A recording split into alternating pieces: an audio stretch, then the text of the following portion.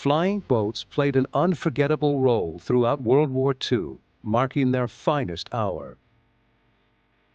For anti-submarine warfare, long-range transport, and air-sea rescue, these waterbirds were indispensable. From twin-engine patrol planes to giant six-engine bombers, they offered versatility and mobility to combatants on both sides of the war.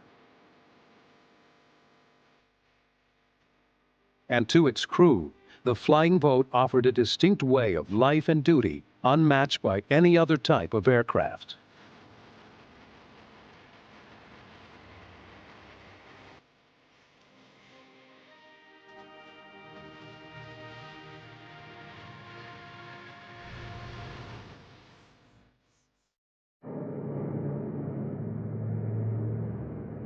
On the other side of the Atlantic, the Sunderland was doing its best to counter the U-boat menace.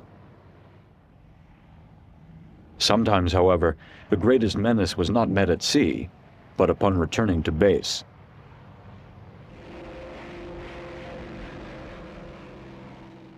Captain Hugh Birch of the Royal Australian Air Force. The worst thing about flying out of England was the weather. Because, coming back to particularly a place like Oban in Scotland, where we were operating from at one stage, it was like flying up a tunnel at night, and the weather was shocking. Very, very strong winds and rain, snow. I think a lot of the younger Australian pilots lost their lives coming back to their base in England because they'd all been trained in very good weather here in Australia, on some in Rhodesia and some in Canada where the weather was good. And a lot of them lost their lives before they even got onto a enemy raid. In the war between submarine and airplane, direct confrontation was more the exception than the rule. The greatest contribution maritime patrol gave to anti-submarine warfare was air deterrence. The number of U-boats actually sunk or damaged during the war is not high. They were, however, frequently forced to submerge far beneath the ocean's surface and thereby effectively deterred from attacking Allied shipping. When a direct attack could be made, as with this RAF Catalina, the effects were often lethal. The Catalina could hold 4 650-pound depth-charge bombs and, with a good hit, could seriously cripple or destroy an unlucky U-boat.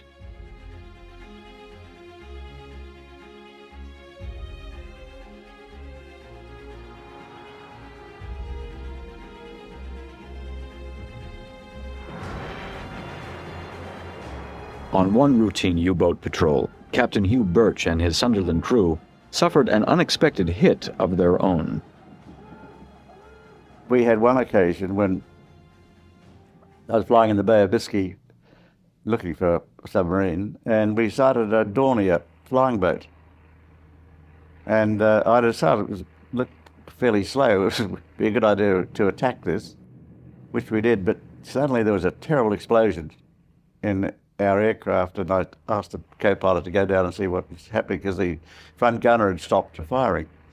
And we'd been hit by 2 20mm cannon shells, one which blew the front off the front turret, and another one which caused a tear in the side of the starboard side of the aircraft about 12 feet long. So the whole airplane became very, very drafty. The front gunner was very badly wounded and fell back inside the aircraft, and we gave him morphia. And there was a happy ending to the story in that he married the nurse who was looking after him in hospital. Like the Sunderland, this German Dornier flying boat was used for maritime reconnaissance. Its regular duties included reporting the locations of Allied shipping to German air bases on the mainland. From there, land-based torpedo bombers would be sent to attack the convoy at sea.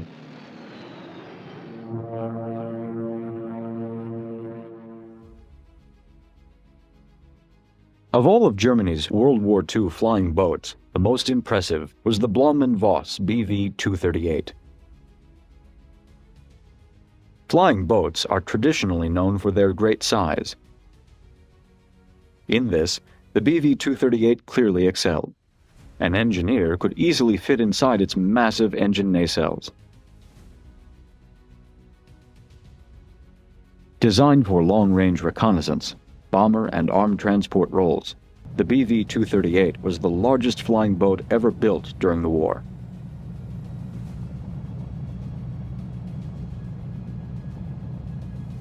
This prototype did not appear for flight tests until the spring of 1944. Before it could take on its bomber form, it was destroyed in a strafing attack by American Mustang fighters.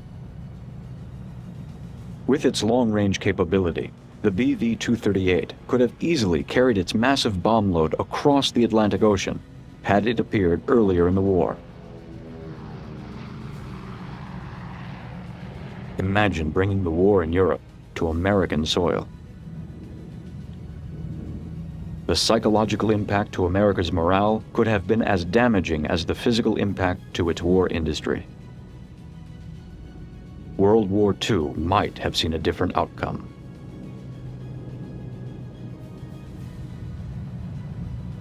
One giant flying boat that the Luftwaffe did have at its disposal was the Blohm & Voss BV-222 Viking. Originally built for transatlantic commercial air service, the Viking was adapted for wartime use as a long-range maritime reconnaissance and transport vehicle. Although smaller than the BV-238, the six-engine Viking was the largest flying boat in production and service during World War II. In fact, flying boats like the Viking continued to be the largest type of aircraft in production until the logistical demands of the war finally produced airstrips capable of supporting large land planes.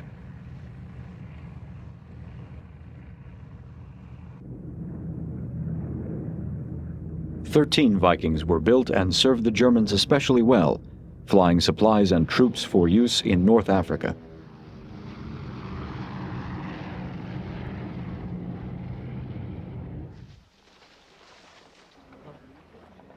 In British Africa, crude airstrips were hacked out of the thick jungle so that Allied land planes could maintain supply lines across the continent.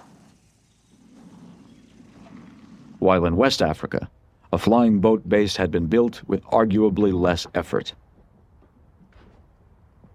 Sunderlands operated off coastal waters in part for anti-submarine patrol. But they also flew huge shipments of supplies to East Africa, including Alexandria and other British seaports. The versatile Sunderland was not alone in this air transport role. The U.S. Navy used its large flying boats, like this PBM Mariner, for specific duty under the Naval Air Transport Service. Every war has been influenced by logistics. Success in the battlefield always depends on the strength of supply lines. Although the majority of Allied war supplies were carried in ships, a small but vital portion was flown in aircraft. Many Coronados and PBM Mariners were configured for transporting high-priority items from manufacturers in the United States to needy forces overseas. From propeller blades to Band-Aids, or just mail from home, these big flying boats could carry it all to the most remote parts of the world.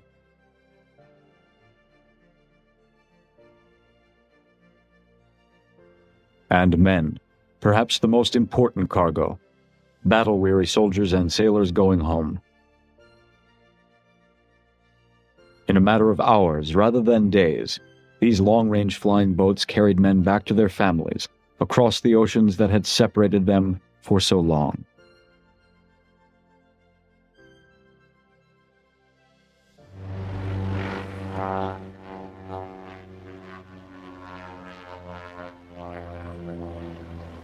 By mid-1943, the Allies had stemmed the Japanese tide in the Pacific, and with the air support of PBY Catalinas, they began taking back the islands they had lost.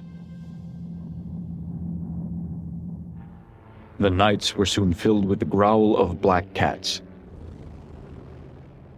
The legendary PBYs painted coal black for camouflage in nighttime raids.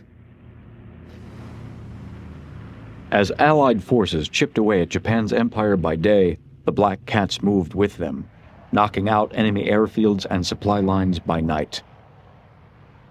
Operating from hastily prepared bases in hidden lagoons, these cats highlighted the merit of flying boats. Especially as the island-hopping campaign toward Japan progressed. The battles were long and hard. It took months of bloody fighting through the Solomon Islands before the Japanese were finally forced out of Guadalcanal. U.S. naval and marine forces fought for every island inch, but the Japanese continued to be resupplied by the infamous Tokyo Express, a supply line of warships and cargo vessels that stole through the night and refreshed beleaguered Japanese defenses. This is where the Black Cats made their mark. As daylight faded, the Cats took off into the night. Armed with fresh rounds of ammunition and 4,000 pounds of torpedoes, bombs, or depth charges, they faced little opposition under the shroud of darkness.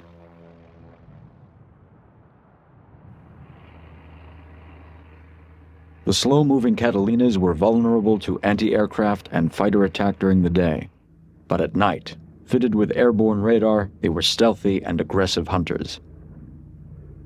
The Japanese, who did not have radar, were often unaware of a Black Cat approach before it was too late.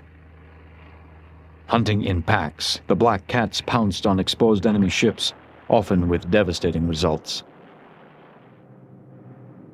Constant nighttime attacks like this left little room for reinforcement to Japanese troops. Throughout 1943 and 1944, the Cats helped neutralize counterattacks against the gradual advance of Allied forces.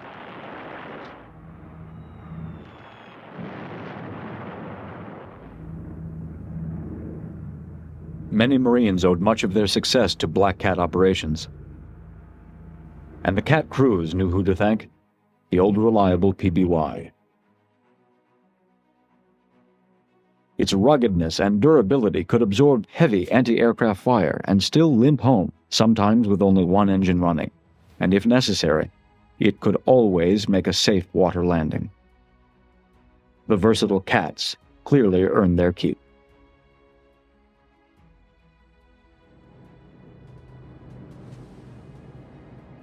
Japan's chances for any further advance in the Central Pacific were destroyed at the Battle of Midway.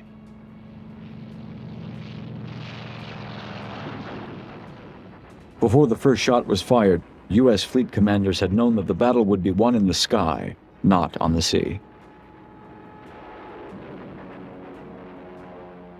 In the end, the U.S. Navy won its first decisive victory in which the aircraft carrier was the essential instrument. Over the next 3 years, the carrier task force would lead the Allies to victory in the Pacific War.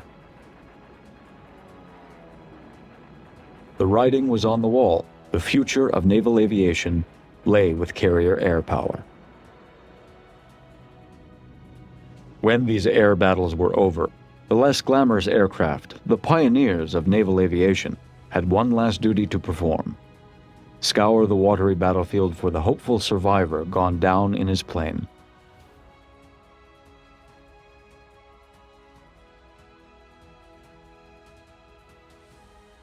For air-sea rescue, the flying boat was hard to beat. Hundreds of downed pilots escaped a watery death thanks to the reliable PBY. And perhaps hundreds more owe their thanks because these patrol planes better prepared the fleet for battle with advanced reconnaissance.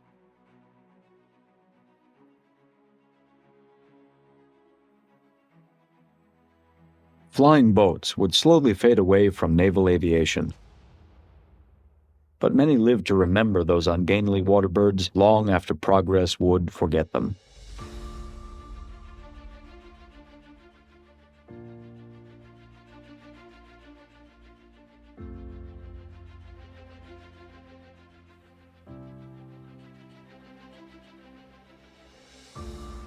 Stan Mahoney does more than remember. As a flight engineer on both the PBY and Coronado during the war, his affection for the flying boat surfaces in a variety of ways.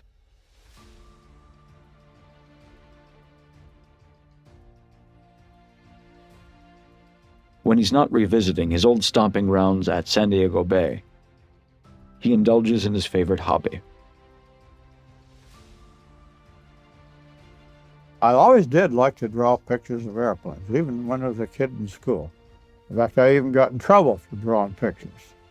And so when I was in PSA, they used to tell me, why don't you draw those pictures when you retire and take them, sell them at the airlines, at the air shows? So that's how come I started drawing these airplane pictures, and they sell them at the air shows. And it's been a very enjoyable hobby. And I also like to write. I write all kinds of stories, and I even wrote a book called I'm in Aviation Now. It's the whole story about all this kind of flying, illustrated by myself. This is a drawing I did of sort of an exploded view showing the interior of a PBY, starting off with your gun station up in the bow, and then the bombardier station you can see there, and the pilot stations inside. Then you come to the radioman on the right-hand side of the hull, and on this side in this picture is the navigator's station. And then you go through a bulkhead into the next compartment, and the flight engineer is up in his little cubicle above the hull, clear up above it, with a window on each side. That was really neat. Yeah, the window on the right next to your shoulder, and a window on the left next to your left shoulder. You could look out either way, but you couldn't look forward because all your instruments were forward. Aft of that is the bunk room, and then aft of that, there's another bulkhead there. After that is the two blisters where the gunners were stationed with the 50 caliber guns. Then aft of that, there's another bulkhead. After that is a tunnel hatch, which could be opened, and there was a 30 caliber gun back there as well.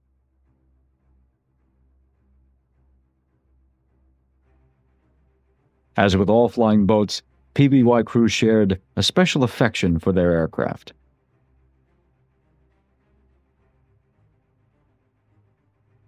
Part plane, part boat, its missions took them where no other aircraft could go. And life on board brought a feeling of being part of something unique. All flying boat pilots regarded themselves as a race apart, and we used to develop the myth of the flying boat crews. And as somebody once wrote to its crews, the Sunderland was much more than just a good machine. It represented a wholly distinct way of life. As with no other aircraft used by the Royal Air Force, it became war chariot, home, bed and board to the men who flew in it. A unique relationship between man and machine, firmly established from the very beginning, with its highly esoteric way of life and attitudes, the near-naval terminology in everyday speech, and by no means least, an extraordinarily close comradeship. Once airborne, a Sunderland was literally a self-contained war unit of men and machine with a breadth of possible situations and actions unknown to any land plane. So I think that's a fairly good description of the Flying Boat Union.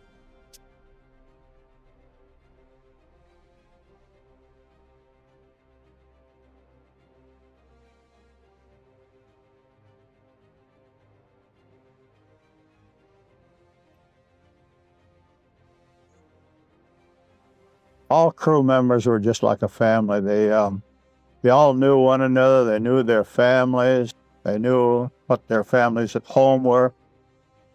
And each member of the crew had specific duties, and some could do some things better than others. Like one guy could be a better cook. Another could be better at grabbing the buoy. Maybe he could hang out there and grab the buoy better than someone else. And we all worked together.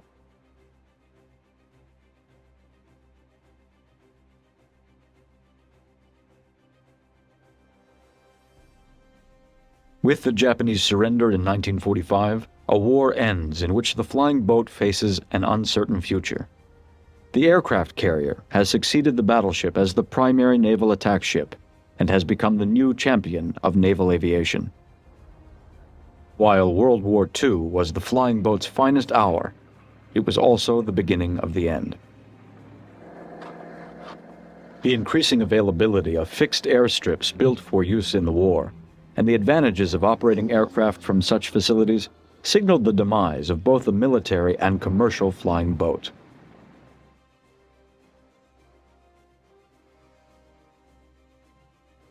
"50 years later, the flying warboats are still flying, through the spirit and in the memories of the men who flew them."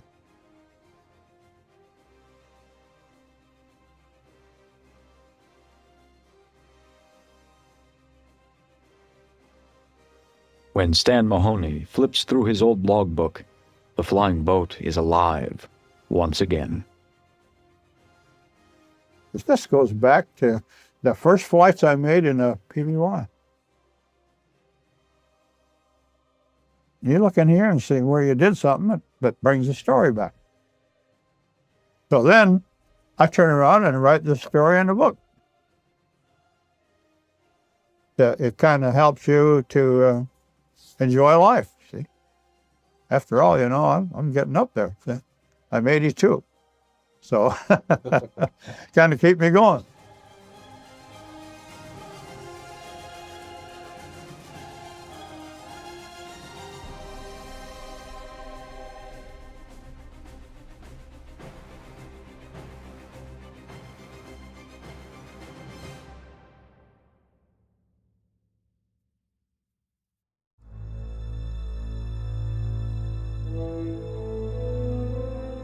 The minuscule island, spanning less than a single square mile, claimed over 4,000 lives. Tarawa epitomizes the intense combat witnessed during the war, with American forces relentlessly pushing the Japanese back, one island at a time, across the Pacific.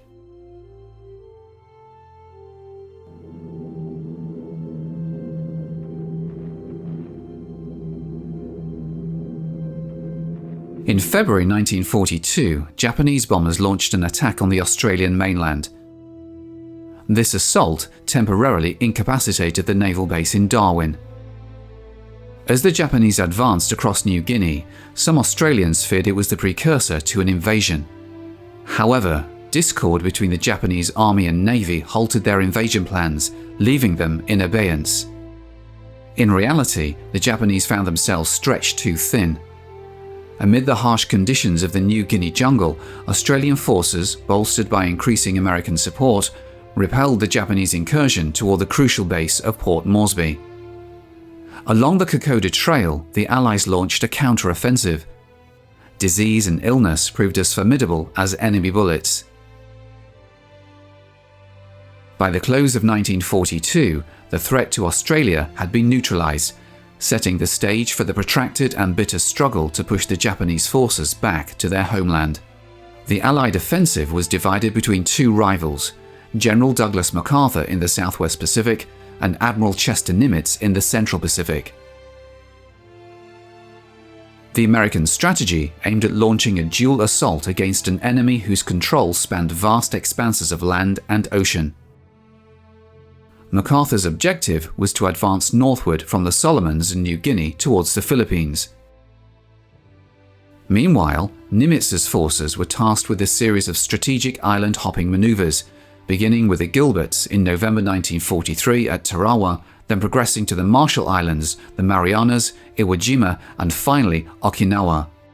The initial target of Admiral Nimitz's island-hopping campaign was Tarawa Atoll, which had been fortified by the Japanese into a stronghold from which they could launch air attacks on US fleets. Taking Tarawa was imperative. It marked the first amphibious assault on a heavily fortified atoll shielded by a coral reef.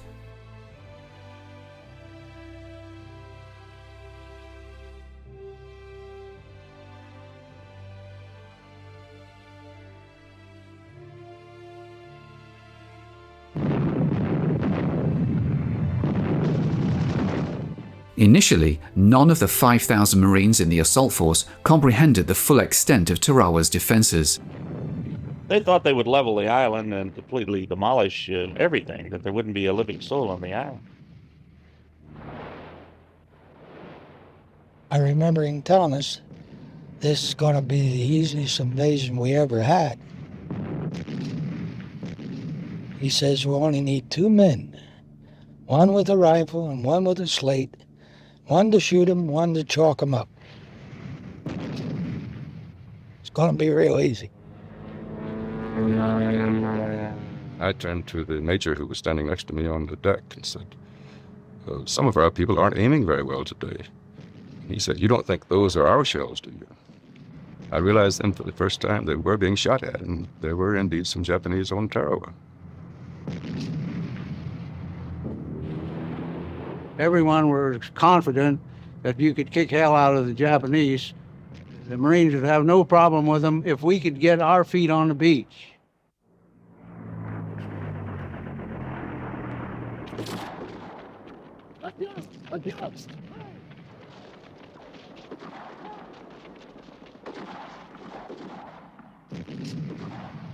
You must remember that the island was only 800 or 900 yards wide, and when you put 20,000 men on an island like that, it's quite crowded.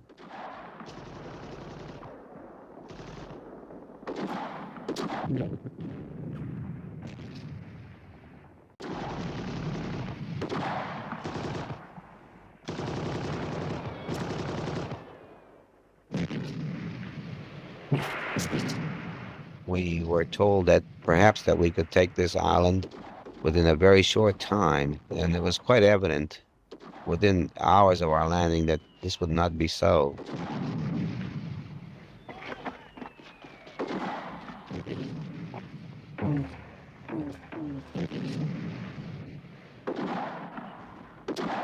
The foxholes that had been covered up with the naval gunfire, the next morning, within about 20 yards of where I was, I watched the Japanese digging out.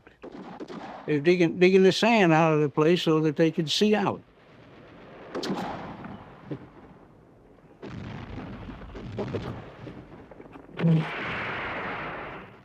The battle persisted for 3 grueling days, gradually pushing the Japanese defenders back to one end of the diminutive island.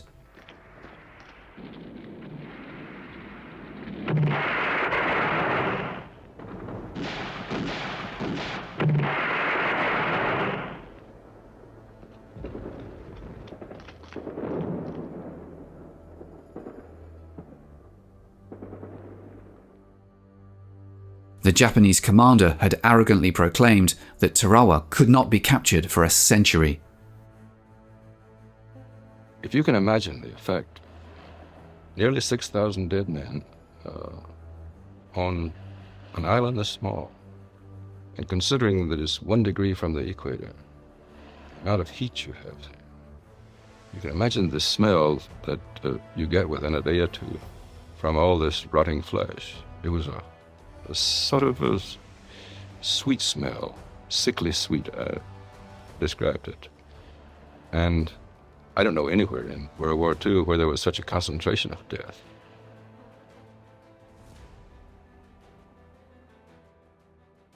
The outcome was stark. Out of 3,000 Japanese defenders, only 17 surrendered. The Americans suffered heavy losses, with over 1,000 dead and 2,000 wounded. Public opinion in the United States was deeply shaken by the significant casualties incurred in such a brief span of combat. Following the Tarawa Campaign, American invasion forces set their sights on the Mariana Islands of Saipan, Tinian, and Guam. Positioned west of Saipan, the Naval Task Force safeguarded the landings. In June 1944, Japan's mobile fleet from Okinawa approached, seeking a naval victory to shift the tide of the war in their favor. Suddenly, the Americans realized they'd been detected by the Japanese via radar.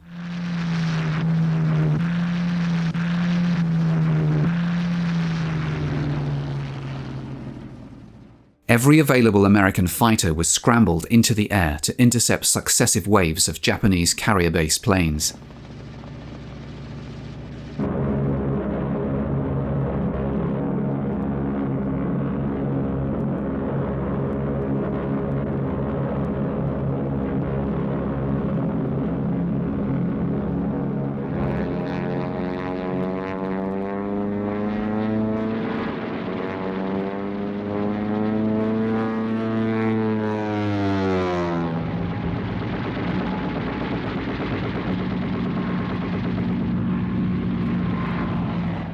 Many Japanese pilots were competitive novices with no battle experience.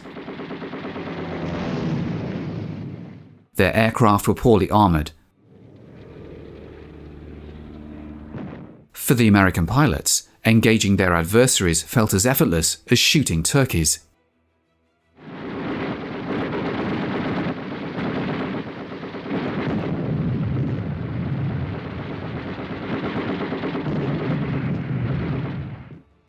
Following the initial skirmish, all but one of the American planes returned unscathed.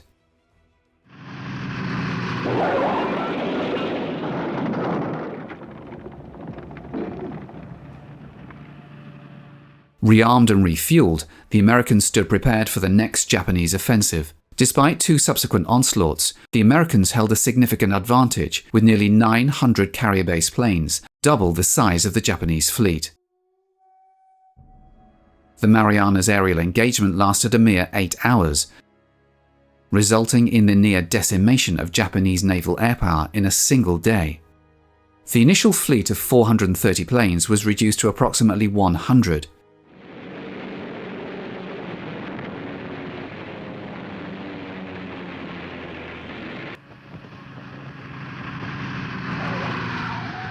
American losses remained comparatively minimal. This episode underscored the paramount importance of skilled pilots over sheer technological prowess.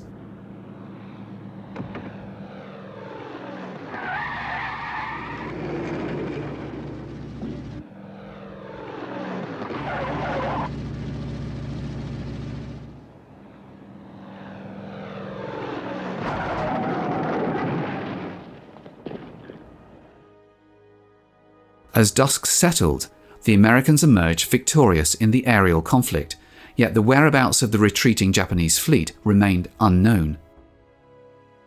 The following day, the American search for the enemy persisted.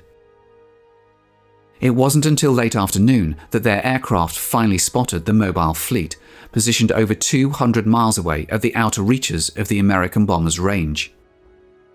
Despite the fading light, the order to attack was issued. In the ensuing engagement, the primary target of the American assault, the Japanese carrier force, suffered significant damage. One carrier was sunk and 2 others were left battered.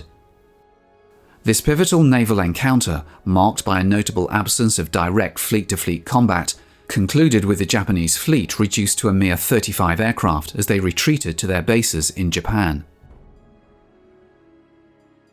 But now, the American planes faced the challenge of returning to the carrier. The decision to engage in combat meant risking the possibility of running out of fuel during the journey home. The first to return were the fighters, which had provided protection for the task force. Landing in the dusk posed significant challenges, but the difficulty escalated as torpedo planes and bombers navigated to find their carriers in pitch darkness, with some never making it back. Then it turned into probably the blackest night that I have ever seen in my life. And over the ocean, I guess we were at about 7,000 feet flying home. It's kind of our best altitude for fuel, and it was black as the ace of spades. And we could hear nothing, just ourselves, except the cries, or I won't say cry, but a very perfunctory call, I'm going to have to land in the water, I'm out of fuel. And this continued just constantly until all the torpedo planes that had survived the strike went into the water.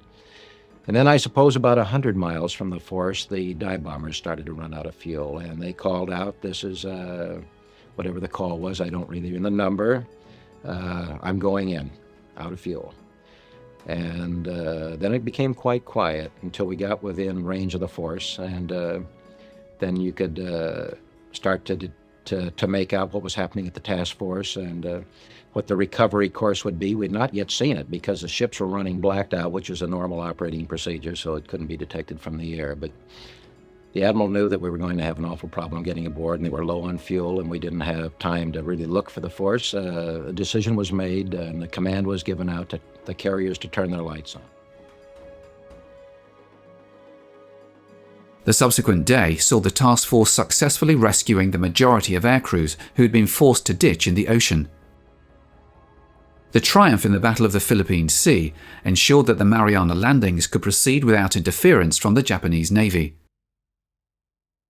Saipan fell at a heavy cost of 3,000 American lives.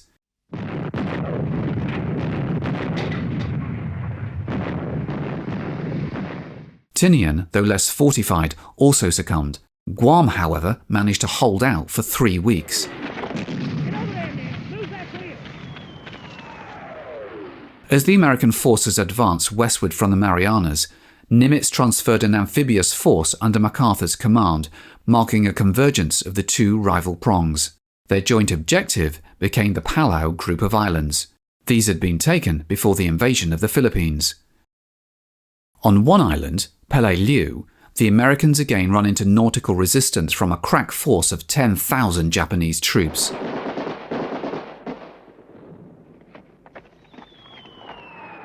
Rather than confronting the Americans on the beaches, the Japanese had retreated into an intricate network of caves and tunnels.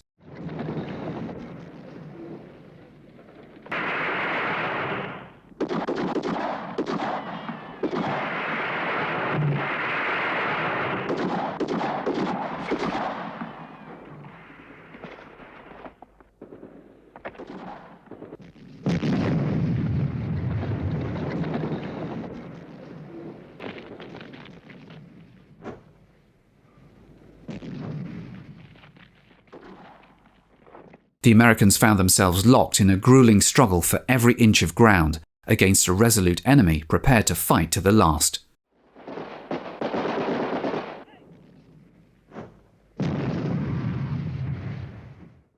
The brutal battle for Peleliu exacted a heavy toll, with 4 out of every 10 American participants killed or wounded. This was no campaign like Peleliu. Much has been written about it in the higher echelons, among generals, and so forth, comparing it to Iwo Jima or Tarawa, and they all admit that there was nothing quite like Peleliu. It was the biggest surprise I think the Marine Corps received in World War II. We just had never known an enemy like this. It took months before all of the Japanese defenders were rooted out. Victory on these Pacific islands came at a steep price. On October 20th, 1944, MacArthur fulfilled his pledge by returning to the Philippines. The landings encountered minimal resistance. The Japanese had retired inland to their main defences, but the invasion touched off the largest and most complex naval battle in history. The battle for Leyte Gulf stretched across 4 days, with 4 Japanese forces converging on the Philippines from Borneo, Formosa and mainland Japan. The Americans, commanding the 7th and 3rd Fleets, aimed to thwart the Japanese objective of annihilating the American invasion shipping in Leyte Gulf. Following a series of disjointed engagements occurring hundreds of miles apart, the Imperial Japanese Navy suffered substantial losses, rendering it ineffective as a fighting force. Meanwhile, relentless rainfall impeded the progress of MacArthur's troops, facing off against a Japanese army numbering nearly 400,000.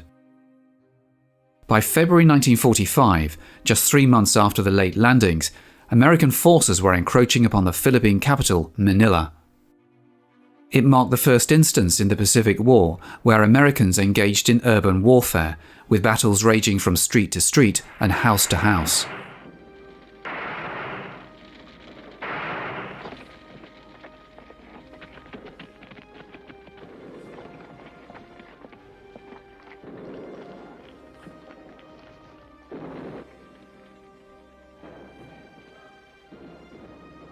Many civilians lost their lives, some executed by the retreating Japanese.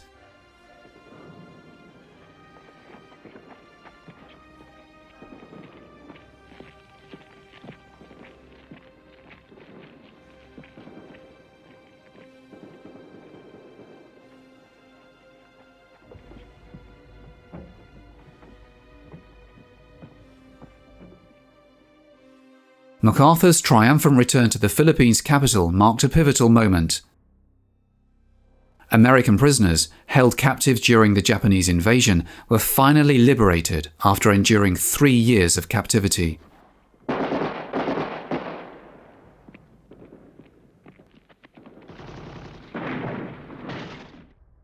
With the American recapture of the Philippines, vital supply routes crucial for Japanese industry would be severed.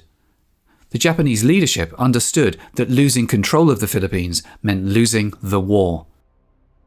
Following liberation came a period of reckoning, as individuals sought revenge against Filipinos accused of collaboration during the years of Japanese occupation, bringing closure to a tumultuous chapter. In February 1945, the focus shifted to Iwo Jima, an 8-square-mile expanse of volcanic rock located just 600 miles from the Japanese coast, representing the next strategic leap across the Central Pacific. From Iwo Jima, American bombers gained strategic proximity, enabling raids on Japanese cities with unprecedented ease. Perched atop Mount Suribachi's commanding heights, the Japanese maintained a vigilant watch over every movement on Iwo Jima. Once again, the bulk of Japanese forces were positioned inland, away from the shoreline. Over a span of 76 days preceding the landing, the Americans subjected Iwo Jima to relentless bombardment from both sea and air. The waste, the barrenness of the place, it was actually like a nightmare. It was the closest thing you could see to hell. If ever hell looked like anything, it must look like Iwo Jima. The minute you got in those boats, you were scared, and you were scared until you hit the beach. You realize that you're going in to kill, and we were always taught that we had to kill or be killed. It was either us or the Japanese, one or the other. And when you're faced with this situation, as a young man, I was only 19, it's confusing. You built in the Marine Corps to take orders and to obey orders, but at the same token, you're still a human being, and you're only 19 or 20. Most of us were only 18, 19, or 20 during those days.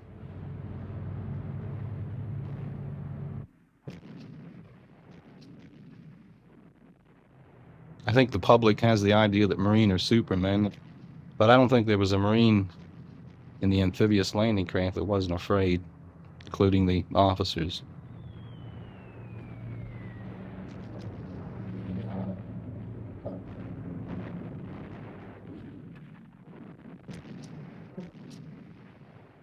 I was always taught to hate them in the Marine Corps, to detest them, and that they were animals, that we were the men, they were the animals.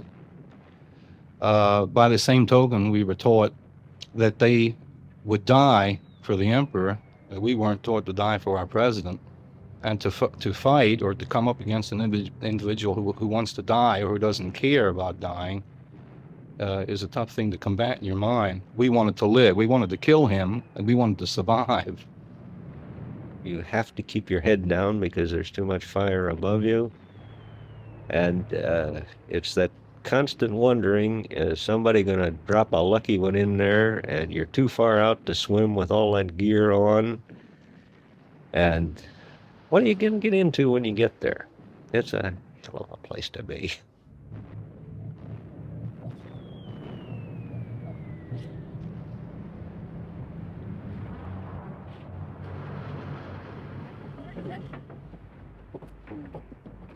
And as you hit the island and you saw the ash and nothing living, it was, if there's ever been hell, this was it.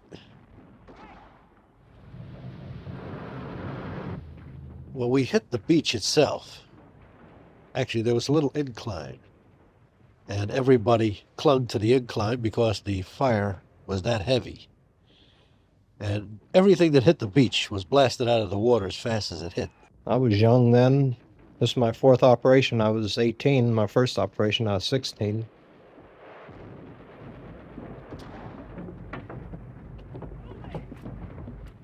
They just lay there and waited for us, and rhythmically just kept on tattooing every man along the line. And you just couldn't avoid it. The slaughter was fantastic. We were just walked into a web, and there was no way out. You couldn't get off the beach. And getting into the beach was a depressing scene. It sort of knocked your morale down when you start to see your own people from your own team dead. There was this, from the water's edge to sort of a a rise. There's a tremendous amount of bodies just lying there.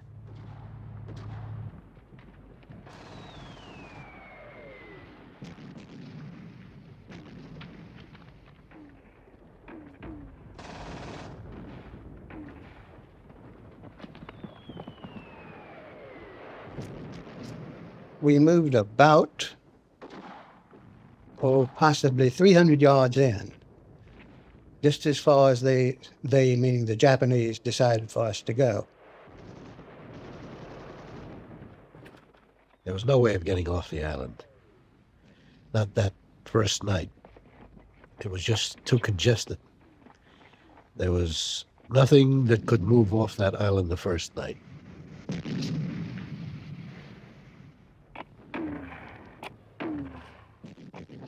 Entrenched on the slopes of Mount Suribachi, the Japanese command had concentrated their artillery.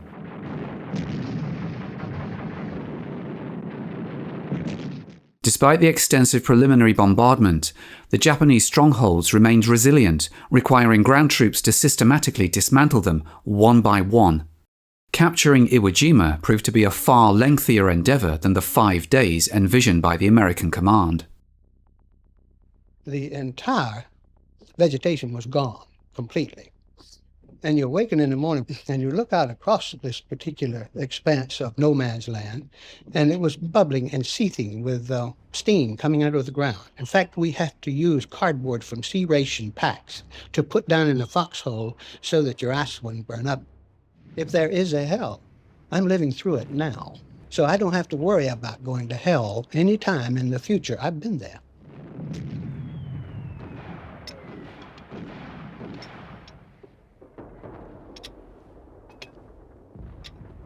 One of the guys came up to me. He was a man with a family. I never did even know him.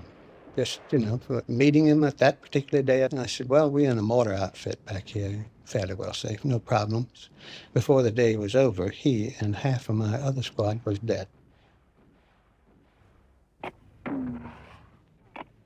I think the worst part was you get callous, to dead bodies and bloated bodies, but you never get callous to your own friends in that way.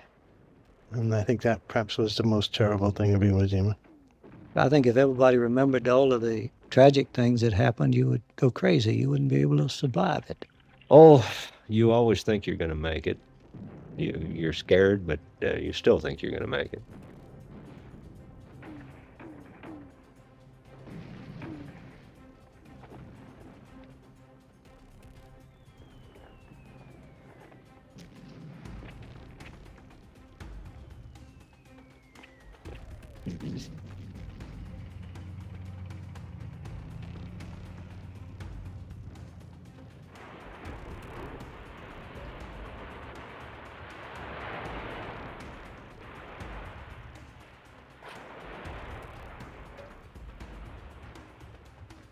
It was just one of the biggest messes I myself had ever seen. I don't know who the beach master was, but he probably had the roughest job of any man I've ever heard of. Although the situation may have appeared chaotic at times, the logistical prowess supporting the assault force underscored America's inevitable victory over Japan, rooted in its overwhelming industrial might since the onset of the Pearl Harbor attacks. Only one thing seemed to permeate the men. Get that $1 million wound to get off this damn place. Inland from the beaches, Iwo Jima descended into yet another grueling battle of attrition.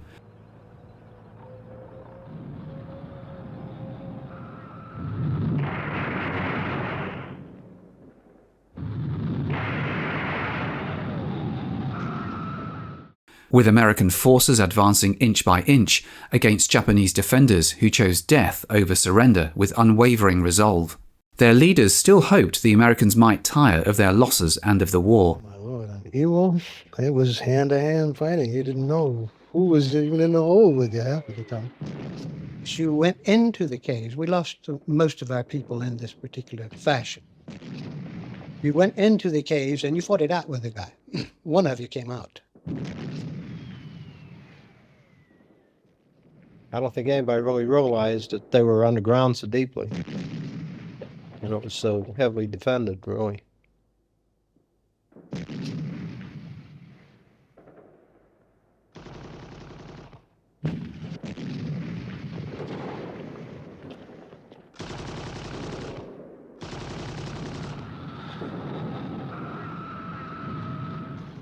After 3 days of fierce combat on Mount Suribachi, the Stars and Stripes triumphantly flew atop the summit. The boy started to holler, there goes the flag.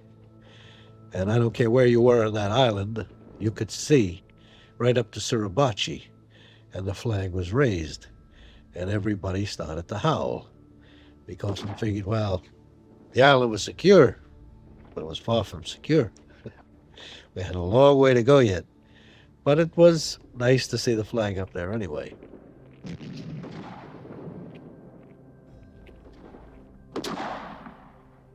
They always told you to take prisoners, but we had some bad experiences on Saipan taking prisoners. You take them, and as soon as they get behind the lines, they drop grenades, and you lose a few more people. You're a little bit leery about taking prisoners when they're fighting to the death, and so are you.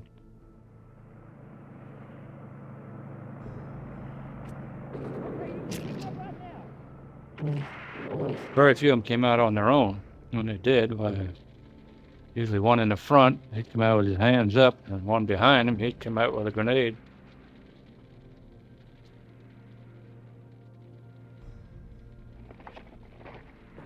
One of the West Virginia boys, but he was sitting against a stone wall with his knees up under his helmet, as we used to sit quite often, when one of the enemy ran out onto the top of the stone wall and held a small explosive charge to his abdomen, and a chunk of his torso, the lower torso, went spiraling into the air and came down on John's knees, with the absolute posterior, devoid of any clothes, staring him right in the face. And he looked at that and he says, "God, am I hit that bad?" And that was the trigger that released the tensions of the previous night. And there were several of us that were perfectly useless for as much as an hour. We were just laying on the ground in convulsions.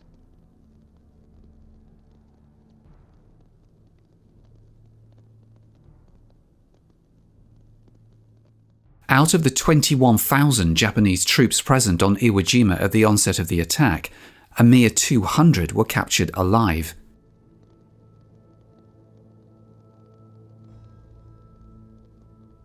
I was on the island a total of 6 days, and it seemed like 6,000 years.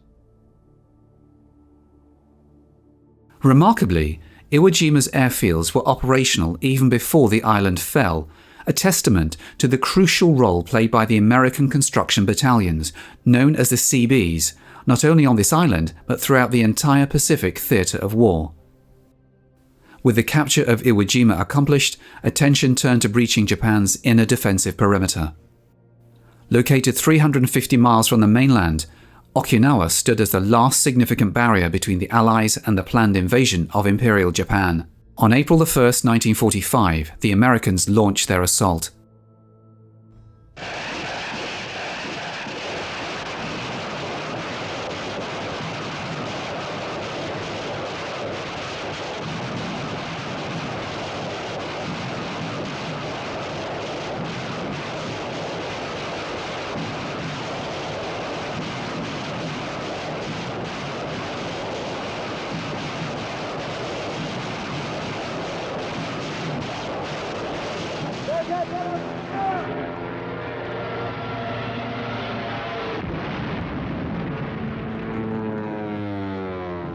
In defense of Okinawa, Japan's young suicide pilots, the Kamikaze, fiercely engaged the Allied forces. Many of these pilots embarked on their fatal missions using outdated aircraft, some even repurposed trainers.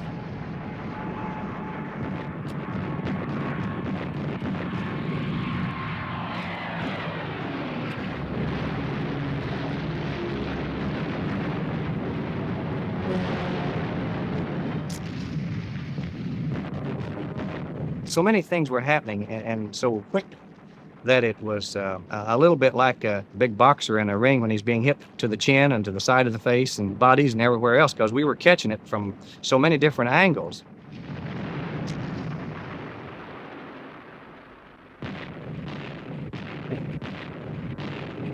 In a regular attack, it's a sporting chance you've got, you know. I mean, with regular bombs and regular bullets, you think you've got a very good chance. But war is not so much of a sport when you're fighting human bombs.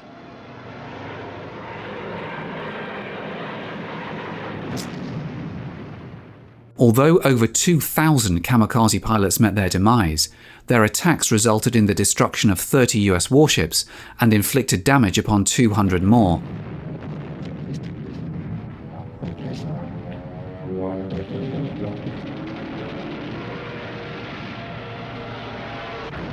You were praying that you could survive whatever the kind of explosion would come about. Your whole life flashed in front of you very quickly because you didn't know whether it'd be seconds or minutes until your life would be snuffed out. American casualties were so severe that at one point it seemed the invasion of Okinawa might be stopped in its tracks. The gunners can't turn it off. Once they gear themselves up to fight man against man bomb, you know, even though the plane is down, and why it's hard for the gunner to stop.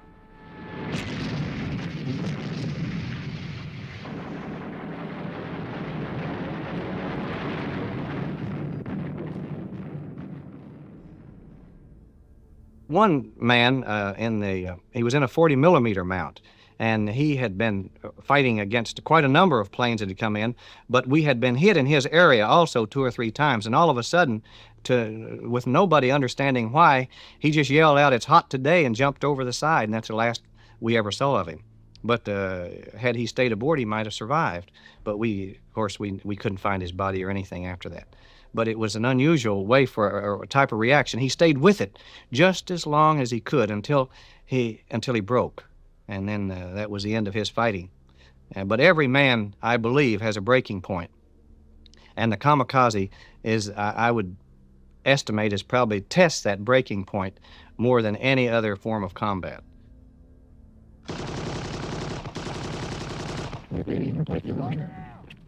The initial landings on Okinawa proceeded unopposed, but as the Americans advanced inland, they encountered a formidable Japanese army of 100,000 troops, entrenched in a heavily fortified central position.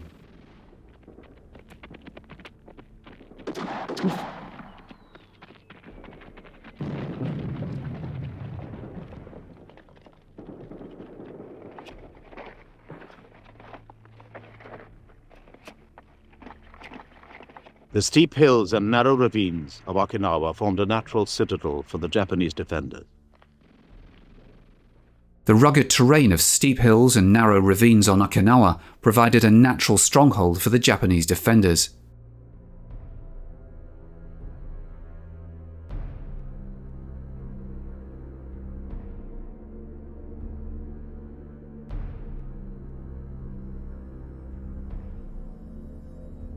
However, as Japan itself neared surrender, not every Japanese soldier remained committed to fighting until the bitter end.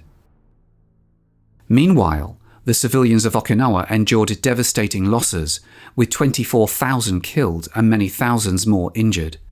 Once they found out that we weren't going to do the things that they had always heard, well, they could understand, hey, this is just another human being, and possibly they felt the same as we did, that we weren't there because we wanted to be there. It was we were told that this is what we had to do.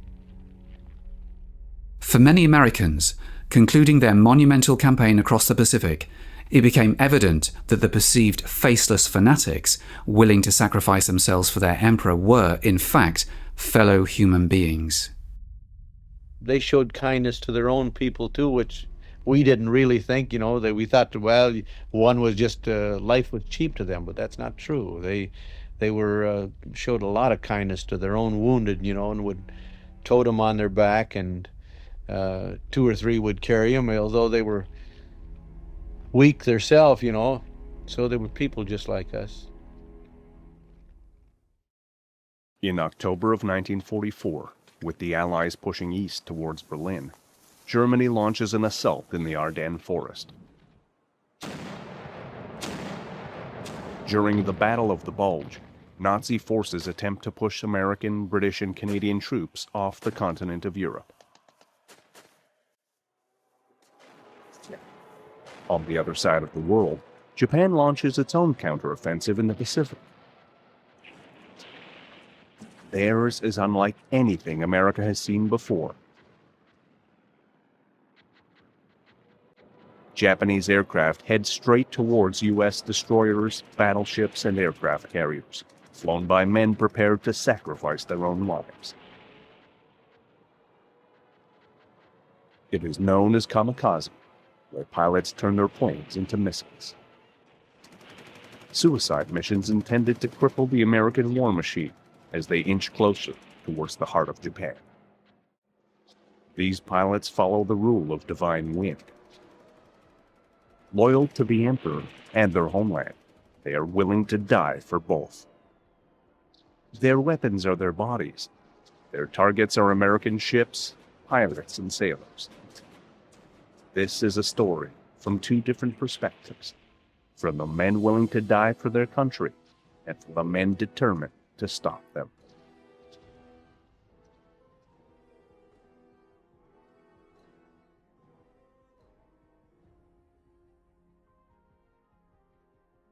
By 1944, the Empire of Japan is in a state of retreat.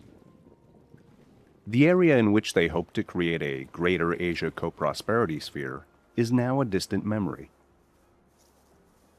The spirit of late 1941, when the land of the rising sun seemed invincible, has vanished.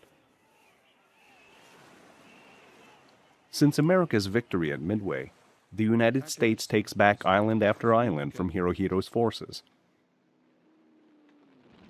Japanese fighter aircraft are outnumbered by more modern American planes, being produced from the factories in droves. Experienced Japanese pilots are in short supply. In addition, the proximity fuse is utilized, making it almost impossible for Japanese bombers to get anywhere near U.S. naval vessels. No longer do they control the Pacific with an iron fist. By January of 1944, even those in the top circles of Japanese power have concluded that the war is lost.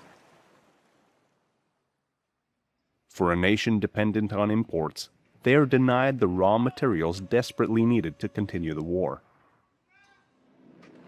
Japanese merchant ships carrying oil, coal, and other goods are either attacked from the sky or torpedoed by American submarines. Production in Japan is slashed to shreds. To make matters worse, a naval blockade is causing severe shortages in food and materials, resulting in mass starvation. On paper, the war is all but won by the United States. Really, by the fall of 1944, it's clear from Hirohito's recent biographers who've really studied the Japanese documents, by the fall of 44, he knew Japan had lost the war. But surrender was not on the table because of this notion of honor, and he was also really obsessed with protecting the sort of royal regalia, the symbols of the emperor's authority. And, all through the summer of 45, the Japanese press was running what Hirohito's biographer Herbert Bix called the Die for the Emperor campaign. I mean, this was the message to the whole society. As the American invasion forces got closer and closer to the homeland, it became an even bigger and more purposeful strategy to not necessarily to win the war, but to make the cost of getting closer and closer to the Japanese homeland so great that they'd be able to achieve a negotiated peace. For America, the road to Tokyo has been a bloody affair, with thousands of troops killed in the process. The Japanese proved themselves to be warriors, fighting until their last breath, based on a sacred samurai code known as Bushido. Surrender is not an option for its citizens, who are told that they will be shamed forever if they give in to the Americans. The Army and Marines had certainly encountered this in some of the islands that were taken where Japanese civilians committed suicide rather than be taken prisoner. And they were essentially told and ordered to, oh, you don't know what's going to happen to you, and it's part of this honor not to be taken prisoners. So there had been this sort of preview of the same mentality that American forces had encountered already. United States generals realized that if the resistance on these islands is this fierce, the invasion of Japan itself could be the mother of all bloodbaths. The rules of war were that you fought until your last breath, and that was expected of your enemy as well. So the concept of surrendering was something that the Japanese military did not recognize or respect. And it had big consequences on both sides during the conflict, that it was no quarter on both sides. With the acquisition of island outposts by U.S. forces, landing strips are prepared for the arrival of the massive B-29 superfortress. Being twice the size and having twice the range of the B-17, this gigantic bomber is what America hopes will be the deciding factor in the Pacific, having the capability of flying over Yokohama, Nagoya, and the capital city of Tokyo, allowing for a massive bombardment of the Japanese home islands. Massed B-29 attacks, hundreds of bombers flying in close formation, dropping incendiaries, were extraordinarily effective in burning Japanese cities. There's no question about that. The attack in Tokyo, again, this is conventional bombs, incendiaries, burned square miles of the city, did huge amount of damage, probably caused 100,000 or so civilian deaths, rivaling what or possibly even exceeding what the atomic bombs did. If the war can be won from the air, hopefully a D-Day style invasion in the Pacific can be avoided. Yet, despite all the deaths and starvation throughout Japan, its military still refuses to acquiesce to the demands of an unconditional surrender. By mid-1944, with American forces ready to take back the Philippines, it becomes clear that the people of Japan will not accept defeat without a fight to the death. Their loyalty is to Emperor Hirohito, and the idea of foreigners occupying the homeland is a concept completely alien to them. They would rather die than surrender to America. It is this belief system that allows the kamikaze fighter to emerge. A lot of people who've written about the kamikaze suggest that there's some origins in the Shinto religion and the samurai code, and I think that's undeniably true, but it's also stretching it. That there was this, certainly a Japanese martial tradition, there was this notion of personal loyalty to the emperor, and that was clearly driving it. Hirohito himself was very impressed and very supportive of the whole idea of these special attack forces and thought, well, this is the supreme expression of the devotion of the Japanese people to their emperor personally. That's how he viewed it. In order to protect a perimeter of islands giving America the ability to bomb Japan, squadrons of volunteers begin enlisting for their own version of a divine wind against the United States. A decision was made, and basically it was during the Battle of Leyte Gulf, that the best chance they had of taking out the American fleet, the American invasion fleet, was to purposely crash their aircraft into these ships. Unable to sink numerically superior aircraft carriers through traditional methods, they instead must resort to the doctrine of kamikaze. If this had been the United States and the Japanese were advancing on our homeland, and we had disadvantages in terms of resources, aircraft, and pilots, and wanted to fend off an advancing enemy, certainly, anything becomes possible. Under the leadership of Admiral Onishi, thousands of men trained for what will be their last mission. A true believer in the Bushido Code, Onishi, with the Emperor's blessing, begins organizing a suicidal war plan. The Oka, a piloted rocket bomb, is authorized along with a human torpedo known as the Kai-10, as weapons to be used against American ships. There were a small number of special purpose kamikaze aircraft built, the most famous of which was the so-called Cherry Blossom, which was basically a bomb with stubby wings and a cockpit welded on top and a solid rocket motor. And this was dropped from the bomber. The solid rocket motor would be used to accelerate this into a dive approaching 600 miles per hour. So that was particularly difficult to counter when you had such a high terminal speed. These are in addition to the thousands of kamikaze pilots being trained for their final act in uniform. The goal is simple: fly straight into American ships, and hopefully, with the mixture of fire and gasoline, the explosion causes the vessel to sink. One pilot and one plane can take out a ship that may have 300 sailors, 500, maybe as many as 3,000 sailors with one well-placed hit. And in a number of occasions they did that or came close to doing it on many others. And because the decks of American aircraft carriers are made of wood, the probability of a ship going down is even more likely. A key target then for the kamikaze pilots is the central deck elevator, believing that a successful attack can, at the very least, disable the carrier. The advantages of the kamikaze are numerous. Pilots need very little training. Obsolete aircraft can be used, and even if planes are hit by a proximity-fused shell, the momentum can hopefully keep the aircraft on target. The average kamikaze pilot is given a 1-week crash course in suicide attacks.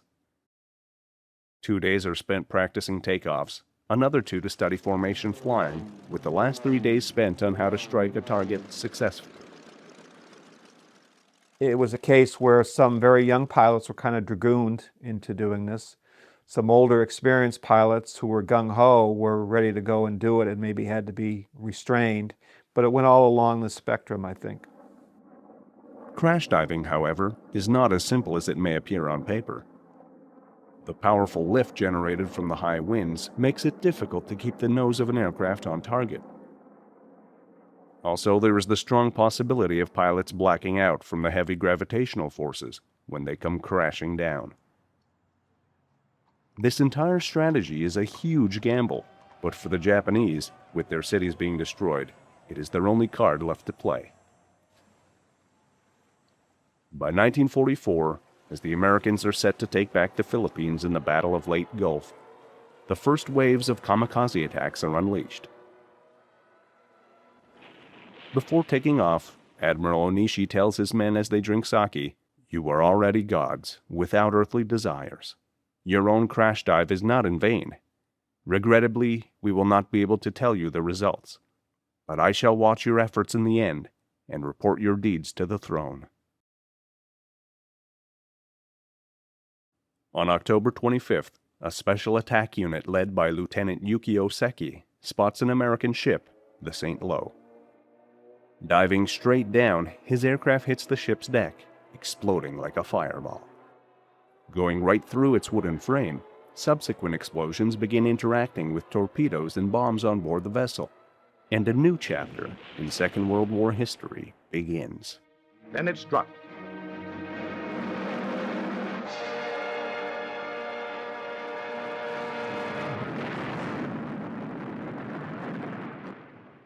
They call it kamikazes, meaning the divine tempest. We call them suicide planes, manned by pilots wearing the ceremonial red sash of the Kamikaze Corps. They specialize in one-way trips. Their destination, the deck or hull of any American ship onto which plane, bombs, burning gasoline, and red-sashed pilot crashed.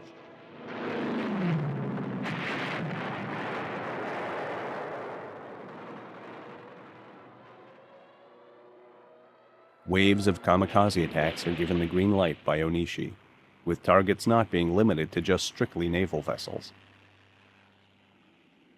With the bombardment of Japanese cities by B-29 superfortresses, orders are given to attack these bombers with the same ferocity.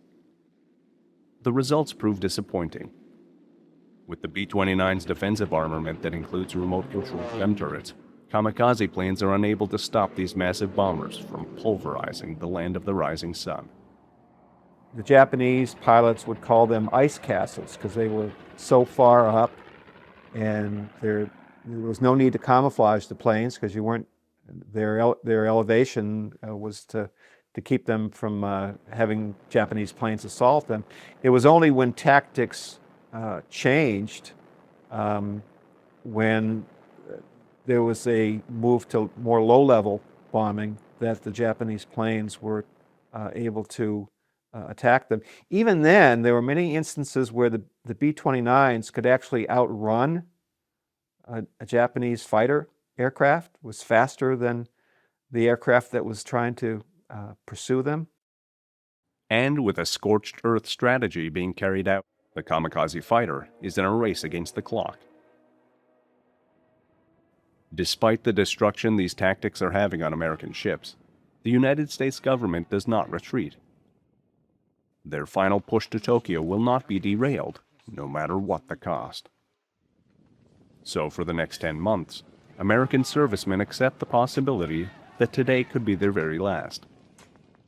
For the kamikazes, psychologically, I don't think they were prepared at all. It just was such a foreign concept to these young guys, on a ship or in the air, to see somebody who would purposely sacrifice themselves as a way of trying to win a battle. It just was unimaginable to them. I think that probably the greatest effectiveness of the kamikazes was that it was so incomprehensible to the American military leadership, American society, American understanding. And it did, I mean, don't get me wrong, there was a very real material effect of the kamikaze attacks, but I think the psychological effect really was quite powerful.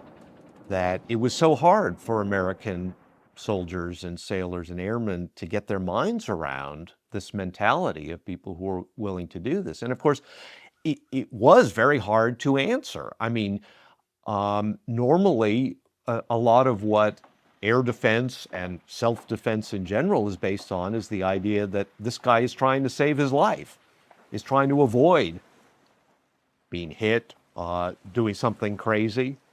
So it was very hard to answer this. Hopefully, with the hundreds of guns, rockets, and shells on board destroyers, cruisers, frigates, and battleships, these sailors can shoot down the kamikaze before it is too late. In dealing with this menace, a strategy known as the Big Blue Blanket is employed by naval aviator John Thatch. The plan calls for around-the-clock surveillance by fighter planes over the American fleet, increased attacks on Japanese airfields, and stationing destroyer escorts 50 miles away from the main body to alert the other ships of any approaching Japanese aircraft. Developing this whole system of radar picket ships that would spot the incoming kamikaze forces, keeping air patrols deployed really around the clock during some of the operations to try to intercept them. So still some did get through. Even in the Battle of Okinawa, it was mainly small ships, American ships, that were sunk. There were no large carriers or battleships that were actually, really put out of action and were sunk by the kamikaze attacks. This strategy proved successful in disrupting the kamikaze. With Japan in a weakened state, skilled pilots become scarce. As a result, gunmen are finding it easier to shoot down oncoming planes being manned by inexperienced pilots. Despite the toll suicide attacks are taking on soldiers' psyches and lives, most notably on the USS Bunker Hill and the USS Franklin, where hundreds of servicemen are killed, the kamikaze is facing an equally fierce counterstrike. Ultimately, it was the American military forces were so overwhelmingly powerful, this wasn't going to stop them. It could cause a lot of casualties, it could inflict a lot of pain along the way, but it wasn't sufficient at any point to even derail American strategic decisions. It caused tactical redeployments, it caused an American diversion of forces to try to deal with the kamikazes, but it couldn't alter American strategy. The attacks reached their zenith during the battle for Okinawa, where hundreds of suicide planes are used in this pivotal conflict. They did cause a lot of casualties. The climax was probably the Battle of Okinawa, where close to 2,000 kamikaze attacks took place. A joint order is written by both the Japanese Army and Navy, establishing suicide as an official policy. This results in 30 American ships sunk and 300 badly damaged in the fight for Okinawa. In the end, the United States takes the island, but only after 12,000 American and 110,000 Japanese deaths. The effect of the kamikaze is being felt in Washington, D.C., where military and civilian planners decide what to do with Japan.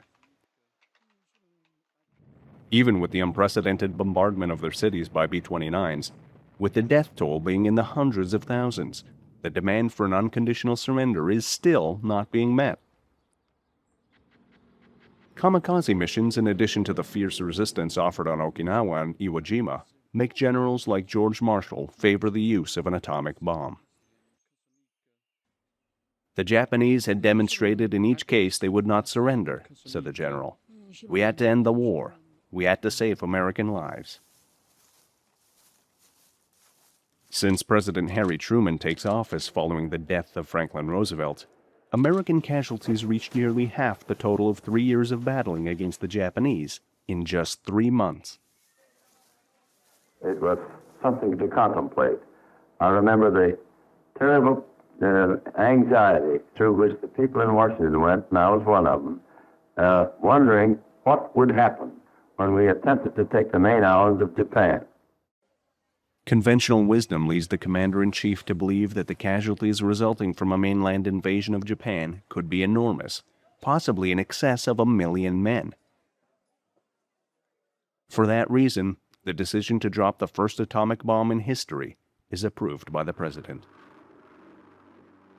On August 6th, the first nuclear weapon in history is used on the city of Hiroshima, and days later, a second bomb is dropped on the city of Nagasaki. After unprecedented carnage, the demand for an unconditional surrender is finally met.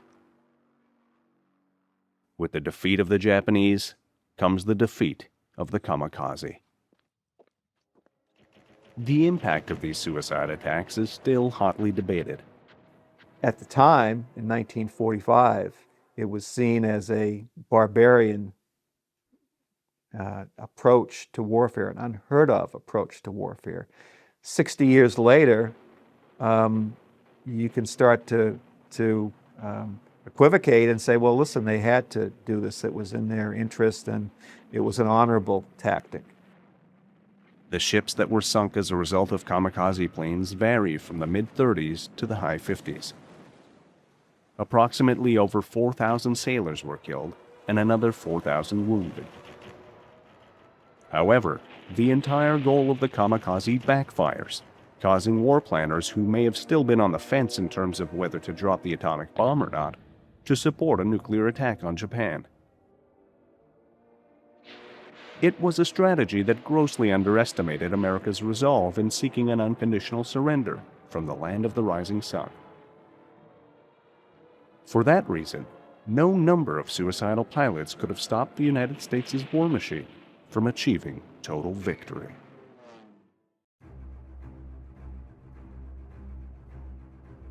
Aviation, the art of aeronautics, began with the dreamers, inventors, and daredevils who dared to defy gravity. The journey of aviation was nurtured by pioneers like the Wright brothers, whose first flight marked a historic milestone. The role of aircrafts in world wars was groundbreaking, dramatically changing warfare strategies. This initiated a technological evolution in aviation, transforming the simplistic wings of a biplane into the thunderous roar of jet engines. Let's journey through the ages of aviation. Behind every great aircraft, there were great minds. These visionaries, like Sir Frank Whittle, the innovator of the turbojet engine, redefined air travel. Then there's Skunkworks' Kelly Johnson, the genius behind the SR-71 Blackbird. His designs combined speed, stealth and power, crafting machines that dominated the heavens. The contributions of these pioneers have left an indelible mark on the canvas of aviation, shaping the course of history and inspiring generations of engineers and aviators. Each epoch in aviation history gave birth to extraordinary aircrafts, each with their own unique features and roles. The Lockheed SR-71 Blackbird was a marvel of speed and stealth. The F-105 Thunderchief, a supersonic fighter bomber, was vital in the Vietnam War. The P-51 Mustang, a long-range fighter, was critical in World War II. The P-47 Thunderbolt, a heavyweight fighter, was used extensively in the same war. The A-10 Thunderbolt II, the Warthog, is a close air support icon. The Messerschmitt Me-262 marked a leap forward in aviation technology. Each of these game changers were instrumental in their eras, and their legacies still resonate today. Beyond the game changers, there are those that have transcended their practical roles to become icons. The Concorde was not just an aircraft, it was a supersonic symbol of luxury and speed. The B-52 Stratofortress, a strategic bomber, is an icon of power and resilience. These magnificent machines and others like them have become much more than just aircrafts.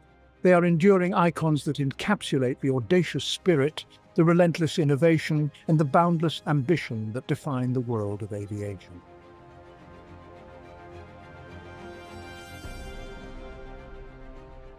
For more amazing aerial footage, and to join us in this incredible journey, check out the DroneScapes YouTube channel.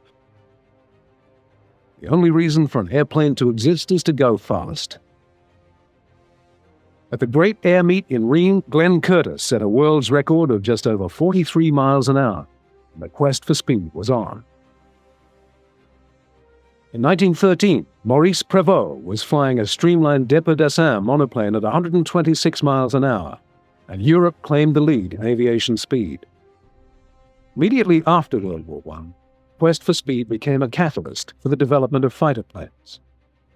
Countries which had not invested in new engines for their wartime fighters would, for reasons of national pride, invest in new engines to race them eastward.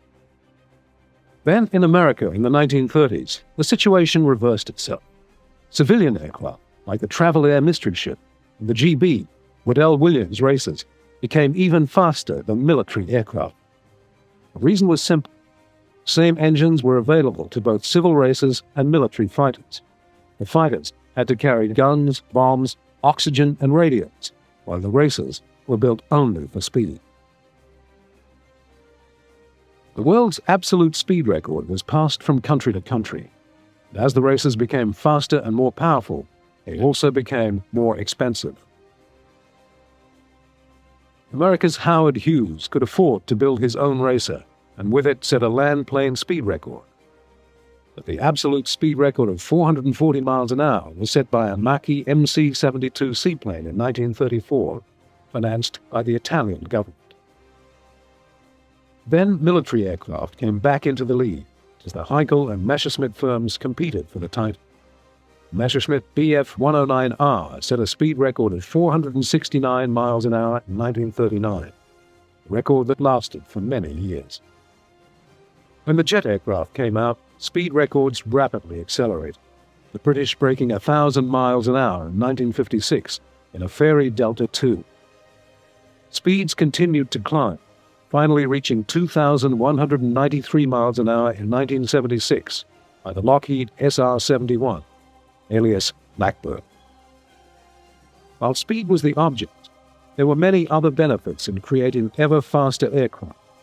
Improvement in fuels, streamlining, lubricants, materials, and the list goes on. Speed produced not only prestige and pleasure, but also utility. The speed record setters ultimately paved the way for commercial transports, business jets, and private planes.